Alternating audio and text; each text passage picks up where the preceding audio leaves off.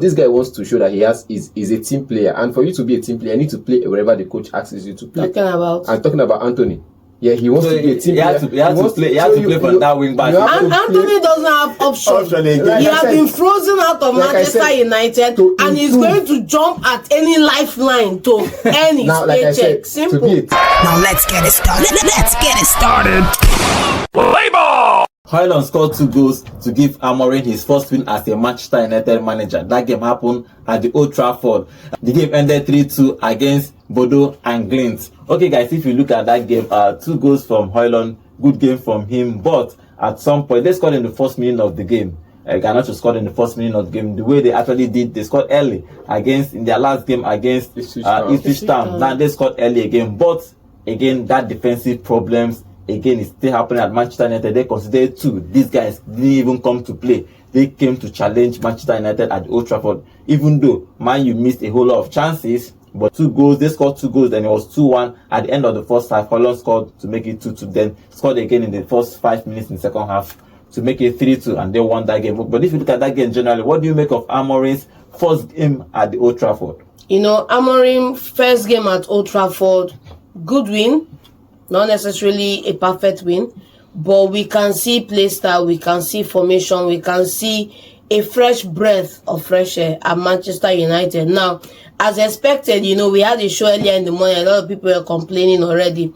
You can't expect the game to go 100% perfect because he's not had the preseason to work with these players, to drill them, to tell them this is how we want to play, this is how we play. So they are going to have to fail forward.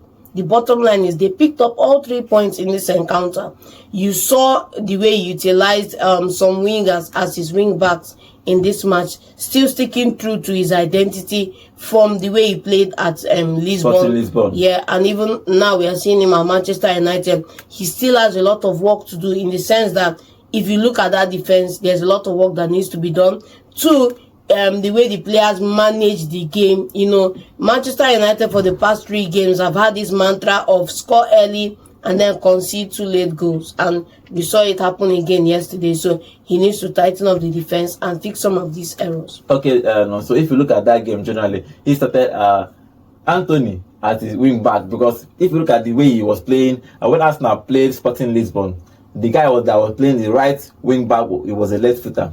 He started his first game at Ipswich Town. Ahmad started at that particular position. Now Anthony is playing that particular position. Is it like it's a style of play? He wants his wing back from that side to be a left footer? You know, he told you this before he came in. He said it's easier to teach a defender, a fullback, how to defend and attack at the same time, but it's harder to teach a winger how to defend. And I think with the back three, he has to have these attackers who can as well defend, help the team defend, and perhaps going forward, you know, you have enough bodies to go forward and score you goals. It's not about you defending with this particular number of players and you attacking with this number of players. We've seen the likes of other coaches who play this particular format, and many of them are not using fullbacks. You get even I'm talking about the likes of the man at what's called now at Napoli. He's currently not using a wing back, and this is what maybe this man wants to implement in his side, and maybe he has done it in a couple of years at Sporting. But he has the players that could play the intensity. I don't think that's the situation. I think he doesn't have the opportunity right now to buy wing backs into the side, so he's making use of the wingers that are in the place right now. It's hard to teach defenders or wingers how to defend, and you see a winger that knows how to defend. It's better you use him in that position. And you see the likes of Ahmad starting there in the last game against Ipswich Town. You're seeing this guy starting there now. This guy wants to show that is a team player, and for you to be a team player, you need to play wherever the coach asks you to play. I'm talking about Anthony. Yeah, he wants to be a team player. He has to play for that wing back. And Anthony doesn't have option. He has been frozen out of Manchester United, and he's going to jump at any lifeline to earn his paycheck. Simple. To be a team player, to earn back your position in the team. Look at Mazraoui. Since he came into the Man United fold, he's played in 4 different positions, from left back, right back, at number 10 for a defender. He's played centre half, he's played left back, right back, and he's played as number 10. For Anthony now, he's on the bench. The only way to fight for your place back is to, anywhere the coach say play, you play. So you have to be a team player. And to be a team player, you need to put in a lot of effort. Okay. And he has to drop the spinning antics. Yeah, it's not even doing it. He cannot even do that again. He will still dribble. But he will not do that again. But all those spinning. I think that thing that he started doing when he came to Manchester United, I think people used him to judge him because he wasn't delivering with goals. Papa, you never win anything. You never do anything. You won't come to the CR7 when he came to Manchester United. Yes, he won things there. When he was doing his fefe, you know, everybody was like, yes, star boy. That was his first year. Okay. And when Ronaldo came as a 16-year-old or 18-year-old, he won things at Lisbon. And he came to Man United. He didn't win anything at Lisbon. He didn't win anything at Lisbon. That's what I'm asking you. Did he win things at Lisbon? He came to Man United. He was fair. On the Fetcharoko. Okay, that's putting the defenders down. And this guy came in winning, what was it called? The Eredivisie and some cups in the Netherlands. He came in, truthfully, first 3 games he scored. He came in as a superstar, so you will not blame him. Okay, but good luck to Malaysia. Malaysia is back from injury. He played his first game, 45 minutes for Manchester United in that game. So probably you build up his fitness. But the news is that Manchester United want to buy a left full back. So one of them has to leave. Either Shaw or Malaysia will leave this summer because the coach Amorim said that he's going to buy a left full back in the summer. So probably one of them will leave. So let's see who will leave in that game. Okay, let's talk about the guy that scored the 2 goals. First, before I will talk about him, who do you think starts? Rashford started in the weekend and he scored a goal. HOJLUND started the next game, he scored 2. Now Zeski probably might start the next game and probably score a hat-trick. I don't think Ruben Amorim is going to play another dice Kalo with the next game. So it's going to be these 2 guys till he have another off game, maybe a Carabao Cup or something, and then Zeski can come in and start that one. But for me, I think he's seen what he needs to see with HOJLUND and Rashford. Yeah. So I think he's going to back these 2 guys. And then, you know, Zeski can make his plea for the starting bet, you know, through performances coming off the bench. For me, I think that's the way he should go. What do you think? Who do you think will start? I'm just saying he started Rashford in the first game. He started listening. But I'm looking at HOJLUND's what's called conversion rate. Plays 3 shots on target. He plays 3 shots in total in a game and scored 2. In the other games, whether he gets service or he doesn't get service, he takes 2 shots, 1 is on target. And whenever, like, that's what they call accuracy. He has the accuracy, he has the eye for goal. But the thing is, he's not getting the supply he needs.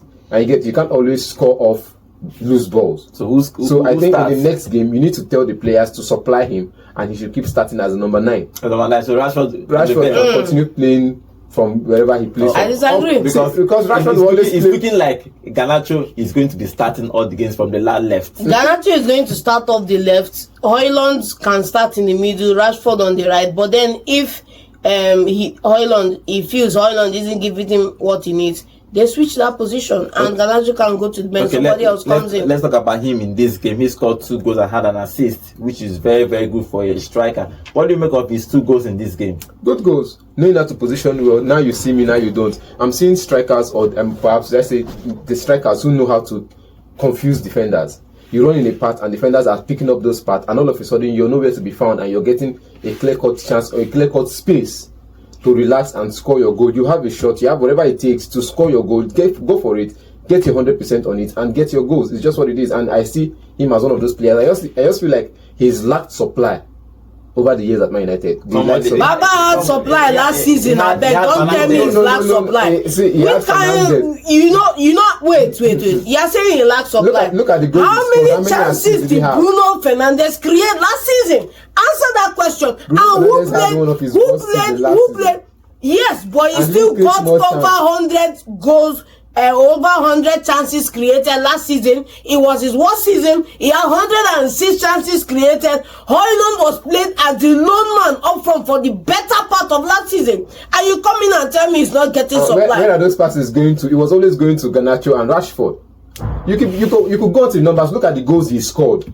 Look at the chances he got. Don't come and tell me that he's not getting the supply. Please don't even go there. Don't just go there. When the wingers up front, the manager instruction is what the wingers work with. The manager's instruction to the winger is what the winger works with. If Bruno sends the ball to Garnacho and Garnacho questioning that his name is feeling funky on the ball.com and he refuses to cross the ball, it's not his fault. The manager who is on the sideline should call him to order and put things right, not whoever is creating chances. Yes, I know. If you are saying going to that direction, that means Fernandez didn't create more. He created more for the wingers, and not for the striker. And you look at the passes that went into the box for the striker in all of last season. They were causing rubbish. Baba didn't score up to 13 goals last season in the Premier League. In all competition last season, I think it was about in the Premier League, goals. And we are talking about supply. Many of those goals he scored in the Premier League last season. Look at the numbers of assists he got for it. If he scored 10 goals, he didn't get up to 5 assists. Okay, he scored 2 goals in that game. He scored 2 goals, all thanks to Mazraoui and Ugarte on the assist. Okay, let's see. If you talk about the guy that scored the first goal, Garnacho. The problem with Garnacho is he misses a whole lot of chances. Yes, because he equated that he must use that his bended, broken left leg instead of the right. But I think he's still a young boy. Probably he will grow into that role. He scored the first goal. First minute he scored the first goal. But finally, guys, let's talk about Amorim. What do you make of Amorim? Do you think he is because he's there now? Will we put it as top contender to be winning this Europa League with this squad? He's a proven winner. We've seen that happen with Sporting Lisbon. He's a proven winner, but we see other teams. When you say proven winner, Baba has done it at Sporting. Please, let's not come in and make him look like he's a savior from Mars. He's a proven winner at Sporting. His numbers for Man United are not yet up yet. I can't judge you with first 3 games. I can't judge you with first 2 games, and especially in the game where you just picked up 1 point and you win the next one. So 4 points in possible 6. With Ancelotti now, you could say that, okay, fine, he won his first 3 games. You could give him that regard, and now he's gapping the second position. But with what's it called now, Amorim, I'm not going to put him in that conversation, but I'm just saying this particular match, he goes game by game, and in the next couple of games, if he's not up in the top 8, then he has a problem. You have to finish in the middle of those 9 to 24. That's where he's going to finish. Now he has extra game to play, and perhaps in the knockout stages, let's see another type of Man United in January transfer window. So what do you think, Pep? For me, you have to put him in the conversation. Like I said, you have to put Manchester United in the conversation. No two ways about it. It's a rebuilt team. You just have to put them in the conversation. And I'm going to. It's not about hype. Look at my strong. The Bible says, "Bring your strong argument." Look at my strong argument. The distance from top on that table to Manchester United is not more than 5 points. Pull up the table. Let's see what the distance is. And you have 3 games left to play in this competition. And if you look at from 3rd position down to 10th position, is a disparity of 1 point or 2 points, which means first to 12th where they just 4 points. Thank you. It's just 4 points, and you have 9 points left on the table to take in the coming games. So if Manchester United under Amorim can quietly pick up 6 points from the 9 in the offing. I didn't say they should pick all 9 now. Pick 6 points and drop to that 7 points. You close that gap and you have a 3-point push up the table. That can take you into 7th. That can take you into 8th, And of course, it's going to be helpful to them if they can pick up those 6 points against any of the teams that are already in the top 5. It will go a long way to help them out. So if they can qualify in the automatic spot, when they get to knockout football, let's not forget this man has done it in knockout football. So you should expect him to take Manchester United into the later stages of this competition. I rest my case. Well, he can. I don't think he can win it in this first season, but he might. Football is 50-50. He might. He might not. Thank you for that. But the problem is that as an institution, Man United should be in that big team. Yeah, he should be in that conversation to win Europa League whenever they are playing it. It's a big team. We all know it's a big team. You should be in that conversation to win it. But when you have a struggling team, what do you expect? Okay. For me, I am going to go in another direction. See, Manchester United have backed Ruben Amorim, bringing him in, insisting he comes in now. How about Ruben Amorim back himself and the club by delivering the Europa League? Well, simple. Depending on how you want to see it, because he needs to stay by his own player. Because the Premier League now, as of the Premier League, the minimum KPI is please top 6. I think that's minimum KPI this season. They are bringing him in just for him to test waters. You can, even if you finish top 10. even less than top 3, maybe finish 10th, he will still be there next season. So, you know, when you say they are bringing him to just test waters now, it's like, Baba, then they pay 50 million to test water. They've already committed. But they've committed. You know, Yeah. and the minimum expectation is for him to at least finish in the top half of the table. Ole. But the icing on the cake is that there is a Europa League that is wide open for the taking. Okay, let's see what Amorim is You're not going to even be saying doing. the FA Cup or the Carabao It's Cup. possible. Europa League is wide Europa open League for is the wide taking, no for the doubt. taking. Yes. And you have big teams in the Europa League as well. You're talking about Man United. Who are the big teams? Who are the big teams? Who are the big teams in the top 5? Who are the big teams in the top 5 positions in the Europa If you look at League? this team, the only big team I can see here is Bilbao and Lazio. Thank you. And probably Galatasaray. Mm. For others, you wrong Anderlecht and Thank you. Ajax. So and why all are we that and Spurs. washing these But guys let's down see. like they But- don't have an But the truth opportunity? is that they have been playing this particular Europa League for a while, and they have been losing to Villarreal. This is and Holland. Amorim. This is not Ten Hag. So let's Out see. with the old, in with the new. Okay, let's see what Amorim is going to be doing with this Manchester United team. They won that game 3-2. Good game for HOJLUND. HOJLUND scoring 2 goals and garnacho scoring the first goal in the first minute of the game. They won that game 3-2 in his first game at the Old Trafford.